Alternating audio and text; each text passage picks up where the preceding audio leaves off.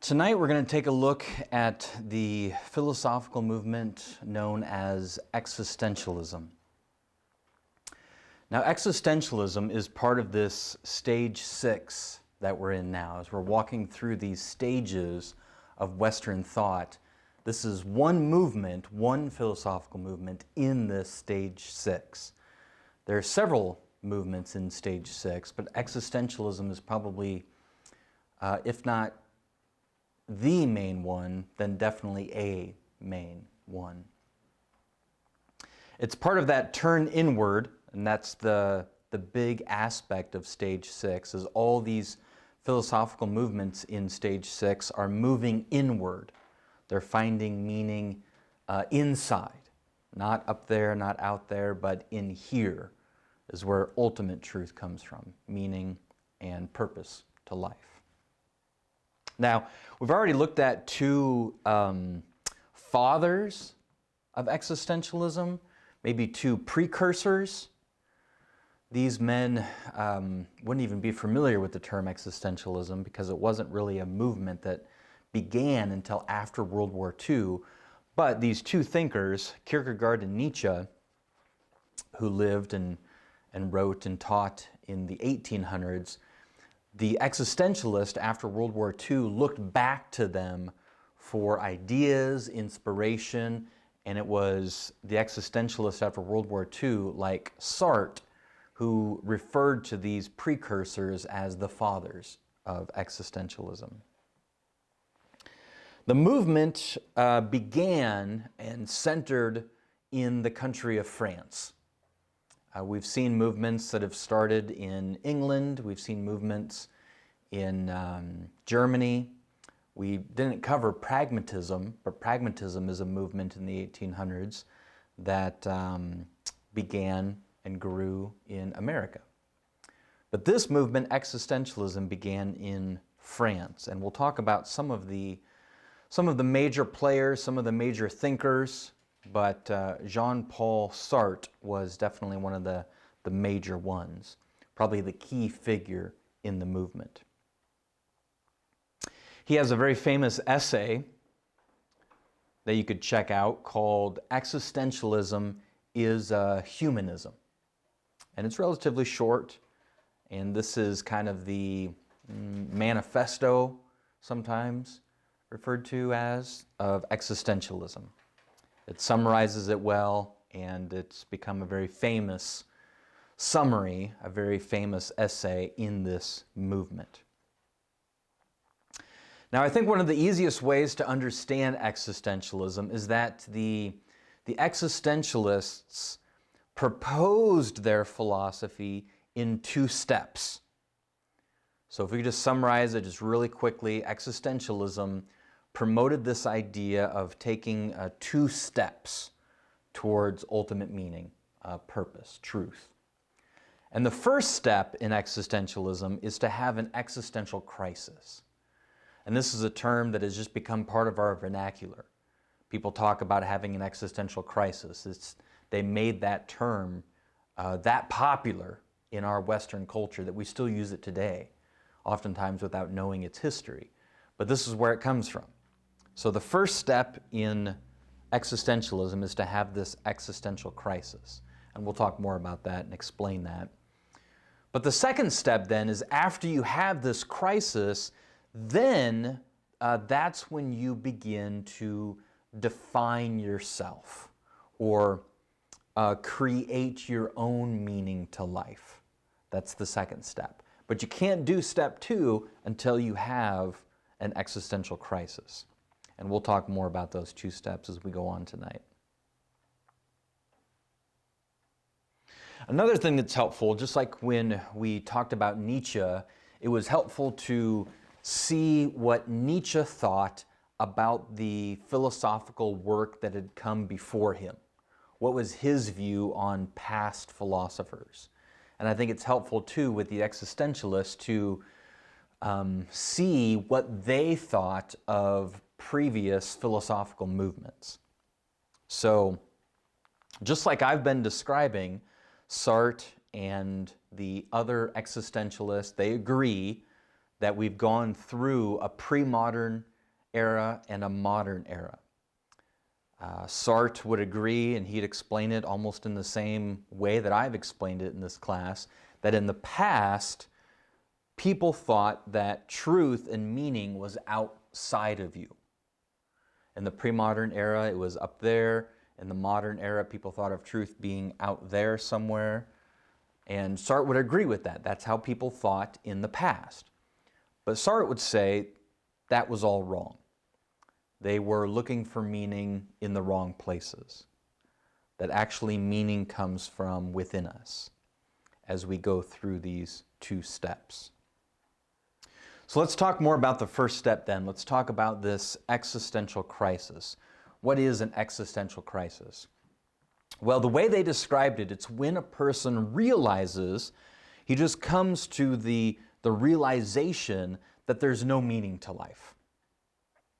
And they realize it, and it causes a crisis in their life, in their thought life. It's overwhelming to them. It destroys them. And it's kind of like what we've talked about in terms of stage 5. Let me go back real quick. So as I've explained stage 5, that would be the existential crisis that they're talking about. Coming to this realization that there are no ultimate answers out there, that reason is a dead end, and this can be crushing. That's why it's called a crisis. But according to existentialists, you have to go through that. You have to recognize that. And so a lot of their teaching was to help people, as they saw it, understand that there was no meaning to life. This is the big part of their philosophy. There's no God out there to give you meaning. The vast majority of them were atheists, even though they looked back on Kierkegaard, who wasn't, obviously. These existentialists after World War II that were part of this movement were mostly atheists. And so they would argue, look, there's no God up there to give you meaning, and we're just almost accidentally thrust into existence when we're born. Our consciousness just comes out of nowhere, so to speak, and we're just thrust into life. And when we realize, eventually in our lives, that there is no meaning, that life is meaningless, it can be very devastating. And so as they would teach these things, they would have to warn people, look, don't commit suicide when you have your existential crisis. Don't commit suicide because it's going to be overwhelming to you. You realize that life is just absurd. It's just completely random. There's no meaning to events, to relationships, nothing. There's no meaning to life. It's completely absurd and completely random. Now, the way they described this existential crisis is they pointed out how it can come about differently for different people. For some people, what will generate or instigate the existential crisis is maybe a recognition of their own mortality. A recognition that they're going to be dead in X amount of years, maybe tomorrow, maybe tonight, and then their consciousness will disappear and be gone for all eternity forward. And the absurdity of that and the meaninglessness of their 30 or 40 years of life that they've lived that could just be snuffed out in a car accident tonight, and then all of it was for nothing. So that might generate an existential crisis for you. For other people, it might be sparked by loneliness. So sometimes, according to the existentialists, people would come to the recognition that, look, I am completely alone here in the universe. I cannot even communicate with other human beings, honestly. Right? Nobody can get into my head to really know who I am. And words fail, and we're not even honest in our words and communication anyway, so it's impossible for us to know each other. And that can generate a lot of loneliness and despair. And you realize that, I'm completely alone in this universe. There's nobody who really understands me. It also might be sparked, this existential crisis might come about just by thinking of the randomness of life. Things just happen randomly. There's no rhyme or reason behind them. There's no meaningful purpose behind the events in my life. A nice person who seems to be good to others gets hit by a bus, and a selfish, mean person wins the lottery. It's just absurd. There's no rhyme or reason to any of this. And reflecting on that might generate your existential crisis. This is one of these areas where they looked back to Kierkegaard, because all of these existential worries, concerns can be found in Kierkegaard.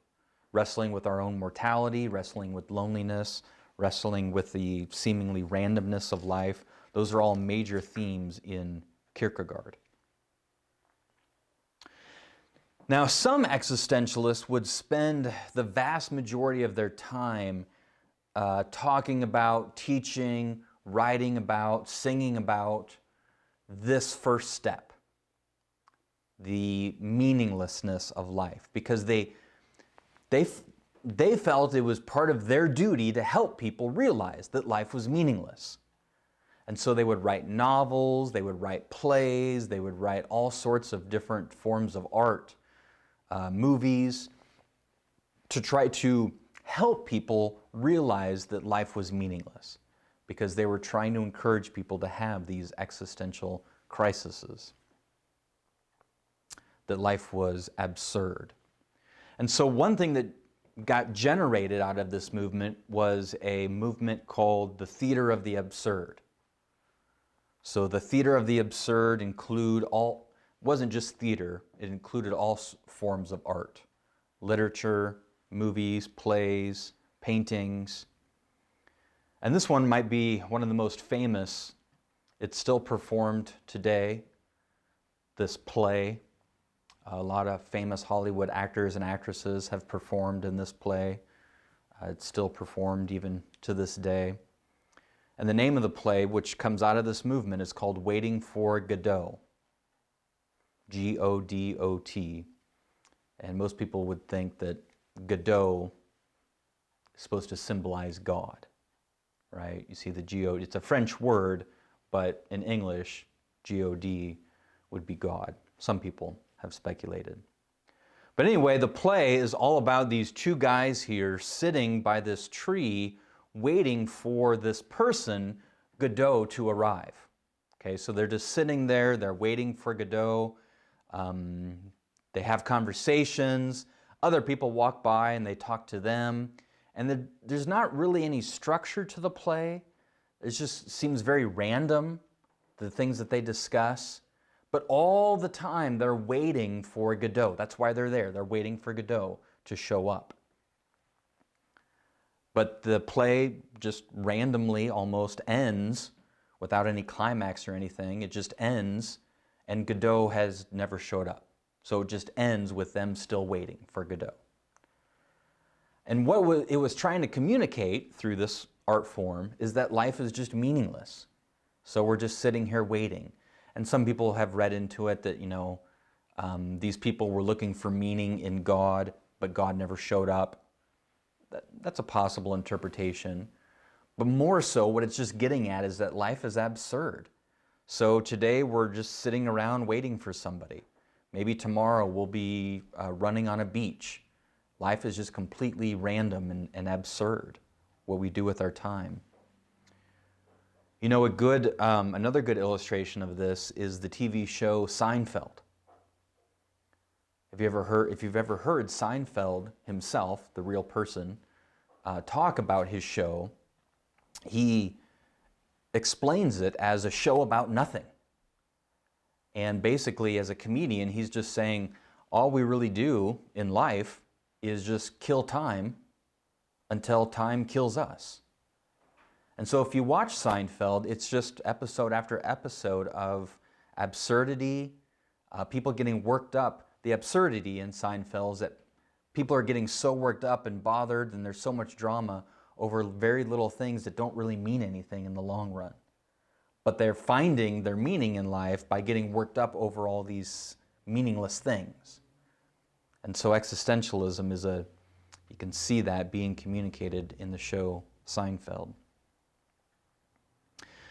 Now, the existentialists were part of that continental philosophy. Remember, we've talked before about how there was a huge break in philosophy after Kant, where some people went down the path of analytic philosophy, turning philosophy more into a science, very focused on logic and very technical arguments. And then continental philosophy more went down this path of finding meaning on the inside. Existentialism was part of that continental philosophy. And since it developed in France, that would make sense, because continental philosophy, the reason it's called that is because most of it started on the continent of Europe, France and Germany. So this is part of continental philosophy. And one of the reasons why continental philosophy, including existentialism, became more popular with the culture is because they were communicating their philosophy much more through art, right? So analytic philosophers, they weren't communicating their stuff through art because the philosophy that they were doing was very technical, precise logic, long syllogisms, very long, technical, more scientific type philosophy. And for most people, that was just boring, too technical, hard to understand, and not very entertaining, obviously.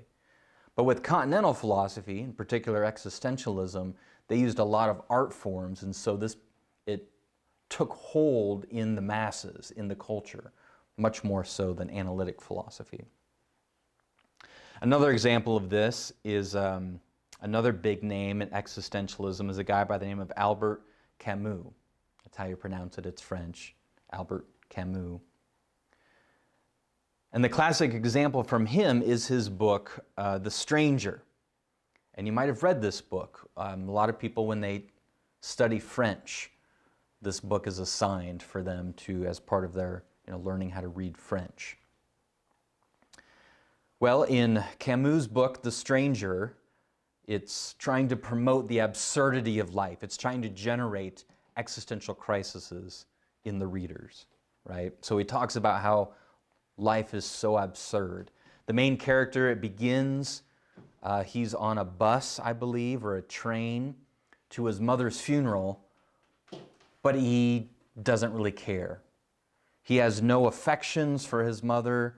He doesn't really care about her or the funeral, even his own death.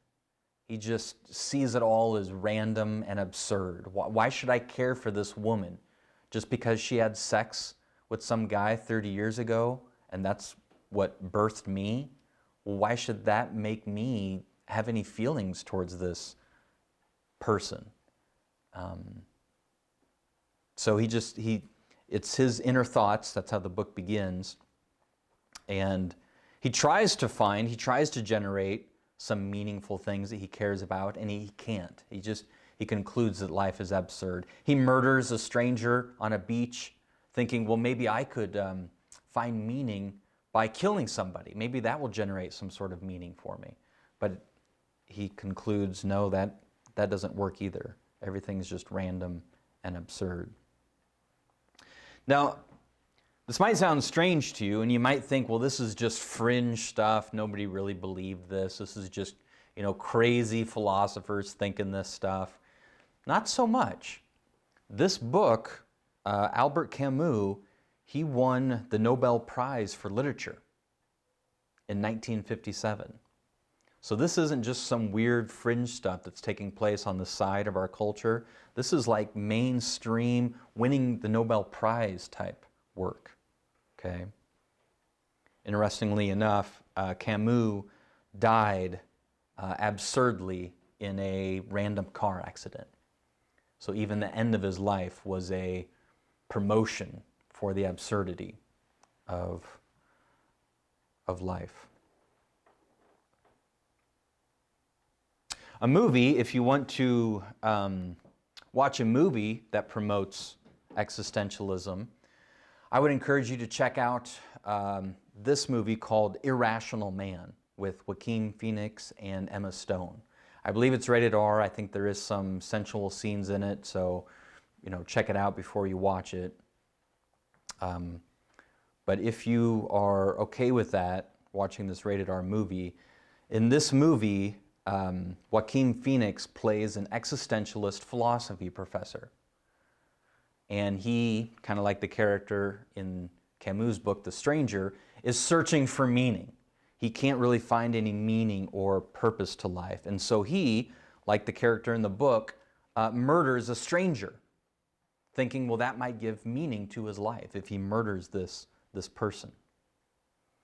So this would be an entertaining movie to watch to see more about existentialism if you want to try to understand this movement. Interesting enough, it was written and directed by Woody Allen. If you've heard his name before, big Hollywood name, it's been around for decades. And Woody Allen, he wrote and directed this movie, and he called it The Irrational Man because the title of the movie comes from the title of an existentialist book written in 1958 by William Barrett. And this book introduced existentialism to a lot of Americans, including Woody Allen.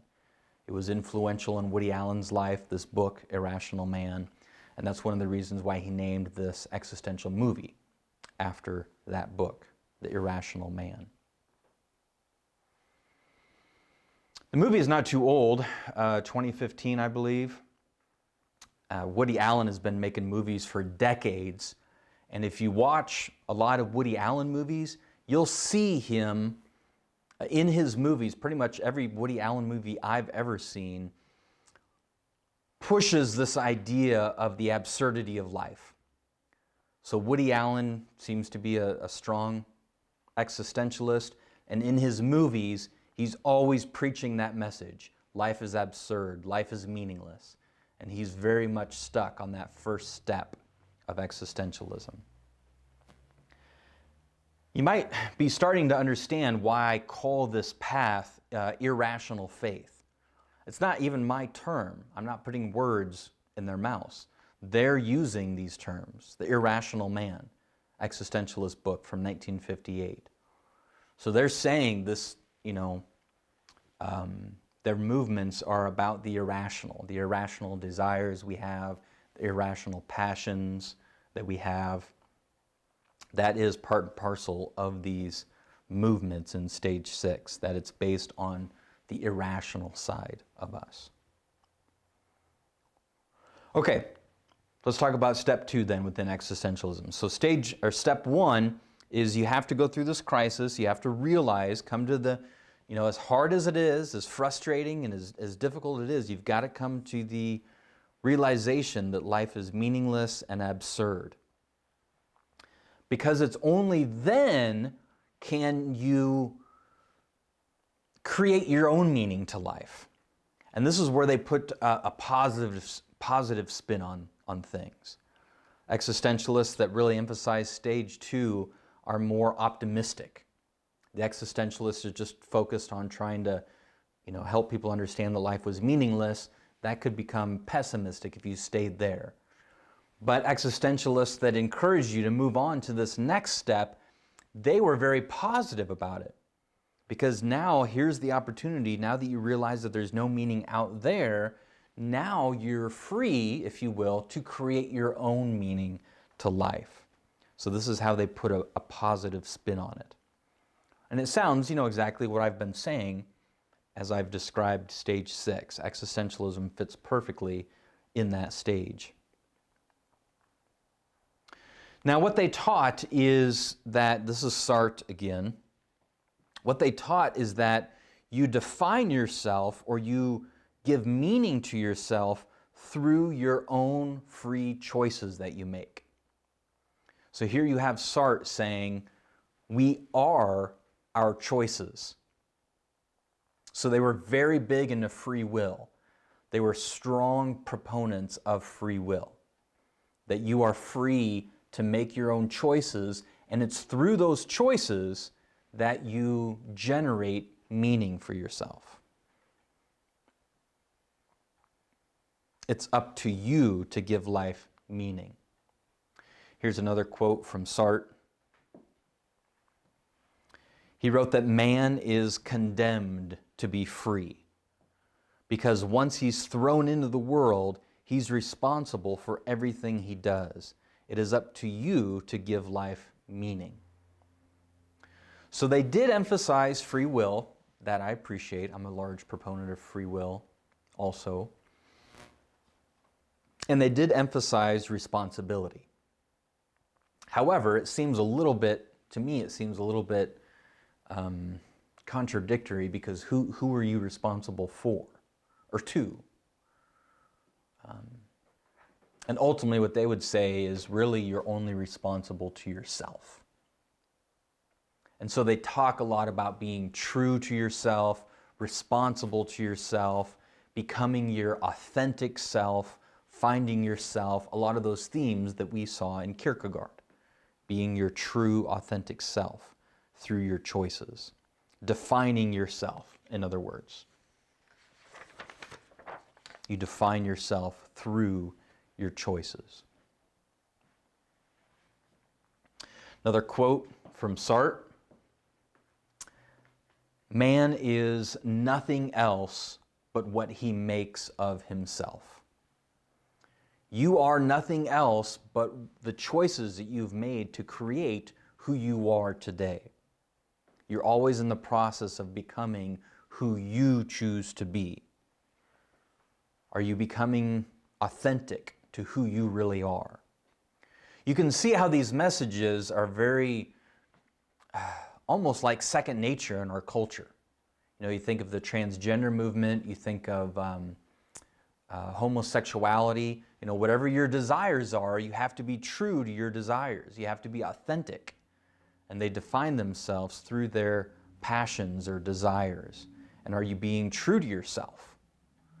A lot of that thinking and terminology comes from movements like this, existentialism. Now, one phrase in particular I want to concentrate on in existentialism is this phrase which sums it up in what? How many words? Really, you can do it in 3 words. Here it's 5. But many people have said, including Sartre himself, that you can summarize existentialism, the thinking of the philosophy of existentialism, can be summarized in 3 words. What are those 3 words? Existence precedes essence. So if you want to know what existentialism is all about, that would be it. Existence precedes essence. And this has just become kind of like the motto, the slogan of existentialism. This is really what it's known for, is this idea that existence precedes essence. So we need to just stop here for a moment and make sure we understand what they mean by that, because this summarizes the movement in 3 words. What do they mean when they say existence precedes essence? Well, first let's make sure we understand what they mean by the word essence. The word essence, it can also, another term is like nature or universal. So think back all the way to, I think it was the 2nd, maybe 3rd lecture, where we talked about Plato's universals. You remember that? And Plato was wrestling with this idea of beauty and justice, that these truths or these universals, these essences, these natures must exist out there somewhere, objectively. You remember Plato, he proposed this transcendent realm where these natures existed, where these essences existed, the essence of beauty, the essence of justice. So this idea of essence has been around for a long time, right? Thousands of years. The idea of essence. And one essence, we talked about, you know, with Plato, we talked specifically about the essence of beauty and the essence of justice. But another essence would be human essence, right? Or human nature, sometimes we say. human nature, human essence, the same thing. So according to the existentialist, in the past, and this lines up exactly with how I've been describing the pre-modern era and the modern era, in the past, philosophers taught that there was this thing out there, the human essence, and it was either set by God. According to Plato, it was in some transcendent realm. According to Christianity, God set human essence. According to the modern thinkers, nature created the human essence, right? So, according to previous philosophers, essence came first. Essence already was there when you came into existence. So, previous philosophers said that essence precedes existence. So just think about your own existence for a second. Before you were born, according to the pre-modern and the modern way of thinking, the human essence was already there. Human nature already existed, was set, either by God or by nature, or existed in this transcendent realm, if according to Plato. It was already there. And then you came to exist. And then your job, according to these previous ways of thinking, your job is to try to fulfill the essence that has already been set for you, either by God or by nature, depending if you're pre-modern or modern. But either way, according to Sartre and the existentialist, either way, philosophers in the past said that essence comes first and then your existence comes next. Do you see that? So your definition of what you're supposed to be was already there before you existed. The definition of humanity, the definition of what you were supposed to be, and your job is just to conform to this definition, this essence, which has already been set for you. And the existentialists said no, they had it backwards. The pre-modern thinkers, Christianity, Plato, as well as the modern thinkers, they had it backwards. So according to Sartre, existence precedes essence. So they were saying, this is how it works. You come into existence, you're born, there's no set human essence that you have to conform to, right? There's no God, science can't tell you who you are, there's no God to tell you what you're supposed to do, right? You come into existence and then you create your own essence through your choices. You create your own nature. You define yourself, in other words. So you can summarize, if you can keep this in mind, what they argued was that existence precedes essence. And that's the opposite of how people used to think in the past. It's your free choices who define who you are, not a God, not science, not nature, but you define who you are through your choices.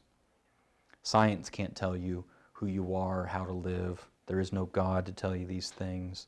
You're just thrown into existence, and then you decide what you're supposed to be like. There's no pre-existing notion of who you're supposed to be or what you're supposed to be like. So here's Sartre explaining it in his words. Sartre wrote that atheistic existentialism, of which I'm a representative, declares with greater consistency that if God does not exist, then there's at least one being whose existence comes before its essence. A being which exists before it can be defined by any conception of it. And that being, of course, is man. So you come into existence, there's no preset essence for you to follow. You create your own essence. So existence precedes essence. If you can keep those three words in mind, that'll help you understand and remember what this movement was all about. Part and parcel of what you can see in here is atheism. As I said, most of these guys were atheists. But one thing that they often did is they would criticize their fellow atheists who thought that you could remove God and still have some sort of human nature, some sort of meaning or purpose or objective morality. So these were atheists, and I talk a lot about this in my own philosophical work. But these were atheists, like Nietzsche, who said if there is no God, there can't be any objective morality. God is the best explanation. God is really the only way that there could be objective morality, objective meaning and purpose to life. And since there is no God, there is no objective meaning, purpose, or morality in life. So they would quote often Dostoevsky, who wrote, "If God does not exist, everything would be permitted." And they affirmed that counterfactual. If there is no God, then there's really no moral rules to condemn anything, and anything is permitted if there is no God. There's no should be or supposed to be if there is no God setting down or being that standard of what we should be like. You decide what you should be like. So they're similar to Kierkegaard in many ways. They refer back to Kierkegaard a lot. Kierkegaard is one of their heroes. In fact, if you watch the Joaquin Phoenix movie, Irrational Man, even as an existentialist philosopher in that movie in 2015, he quotes and refers back to Kierkegaard often. Just to show you that Kierkegaard's system, my position of Kierkegaard's system is that it's rotten to the core. Now, a lot of people will give Kierkegaard a pass because he happened to find meaning in Jesus, but his philosophy was such, as I said before, that Jesus could be removed and anything can be put into that place to give you your own personal subjective meaning. Killing somebody on the beach, you can put that in there, take a leap of faith to that. Anything that you choose, you just believe irrationally, and that gives you meaning. So Kierkegaard's philosophical system, I would say, this is another proof or reason I believe it's rotten to the core, is because these people came along and pretty much agreed with all of it and used it in this way to stress that truth is subjective, truth is relative, and that you create your own essence through your choices. Now let's talk, just for a couple minutes here, we'll be done a little bit early tonight. Let's talk about their critics. Obviously, Christian thinkers and Christian philosophers disagreed with them, disagreed with their atheism, so on and so forth. Francis Schaeffer, one of my heroes in the faith, he did his ministry right there in the 50s and 60s when existentialism was a bigger movement even than it is today. Existentialism hasn't died out. It's still alive and well, mostly in the culture, maybe not in academia as much anymore. Although my wife and I went and heard an existentialist philosopher at the University of Nebraska last year. So it's still alive in academia, but more so, it's very much alive and well in the culture, in the thinking of the culture, and in art, and movies, and so on and so forth. Just in the way we think. Just one of those things, like I've said before, where Western thinking is just kind of like a snowball, and it just picks up ideas from various movements and continues along with them, even if the movements themselves maybe die out in academia. Being authentic to yourself, being true to yourself, those ideas have definitely continued in our culture. Another source of criticism came from people who didn't think humans had free will as much as the existentialists said that they did. So remember, for the existentialist, free will is critical to their philosophy, Because only if you are free to make your own choices can you create your own meaning. You have to be free, right? You have to have free will. You have to make truly free choices in order to create your own meaning or purpose to life. And so they were large proponents of free will. And their strongest critics criticized them for that. So there were people who came along and criticized existentialism by saying, look, we're really not as free as you say we are as human beings. We don't have the free will that you claim we do. People can't make truly free choices because they're so conditioned by the culture around them. The culture, their family, the country that they live in have conditioned them to believe certain things that people, individuals, aren't really free to think for themselves. People are so influenced by their surroundings and their culture that they don't have the free will to break out of that thinking and create their own meaning and purpose. No, their meaning and purpose has been given to them by their culture. And this was a movement, the major critics of existentialism were part of the next movement we're going to talk about next week, and that movement is Structuralism. So the next movement we're going to talk about is this movement called Structuralism, and they criticized existentialism on this issue. They said, no, we're not free as you described us. We don't make our individual choices. All of our thinking and our choices we've inherited from our culture.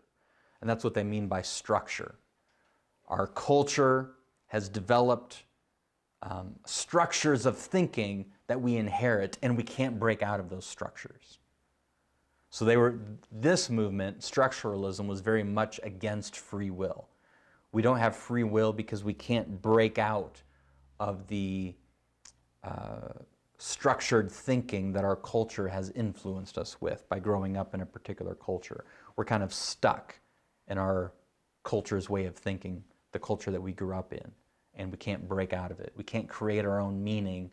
No meaning has been given to us by the structures of thought that has already been developed in our culture that we grew up in. So that's the next movement we're going to look at next week, Structuralism.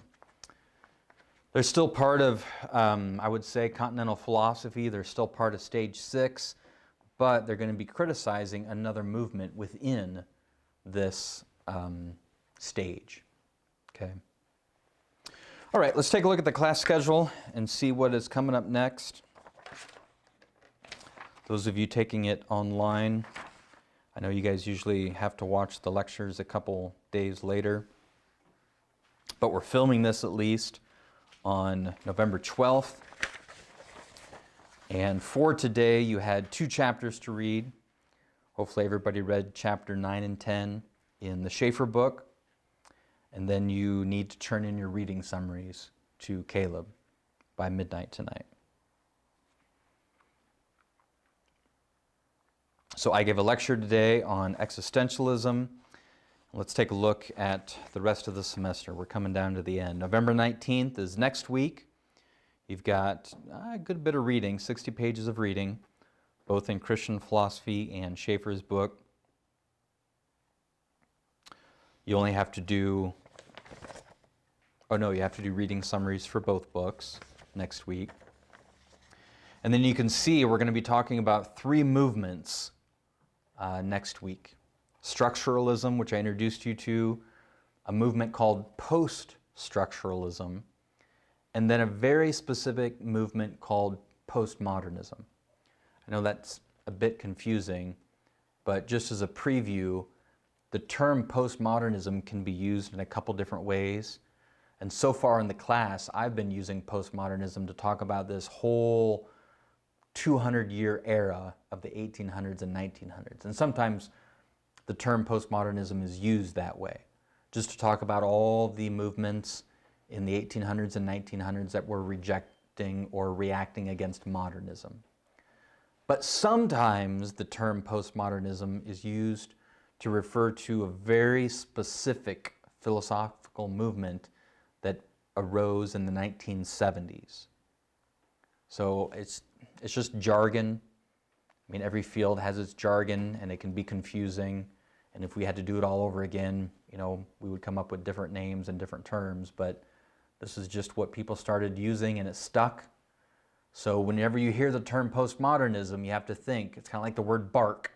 Usually the context of the sentence will help you understand if someone's using the term bark to mean a noise a dog makes or the thing that's on the side of a tree.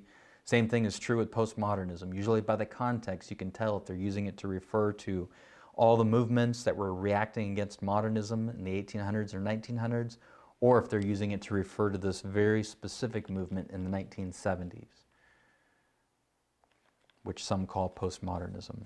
And that's what we'll be looking at next week, along with structuralism and post-structuralism. November 26th, we're taking a week off for Thanksgiving. And then December 3rd, you've got some reading, about 80 pages of reading in the Schaeffer book and the Christian philosophy book. Reading summaries are due. And then I'll give my last lecture on that December 3rd evening. I'm going to look at some contemporary pre-modern philosophers. So pre-modern philosophy has kind of made a comeback over the last 30 or 40 years. And we're going to be looking, we're going to end the semester with some pre-modern philosophers that are teaching at some of the highest universities and academic posts in the world. So I think you'll be interested to see that. Also on December 3rd, we'll hand out the final exam. So Caleb will email the final exam on December 3rd to everybody. And just like the midterm, then you'll have a week to write the exam. They'll all be essay questions, and just follow his instructions. You'll have a week, open note, open book, to write your final exam. And then it needs to be emailed back to Caleb by that next week, December 10th. Also due December 10th is the historical survey paper, where you have to write a paper summarizing the history of philosophy in your own words. So it's just a paper you have to work on the details for all the requirements for the paper and the syllabus. If you have questions about that, ask Caleb. If you have any questions about the content, you guys know you can email me with any questions for that. And we'll wrap up the class soon.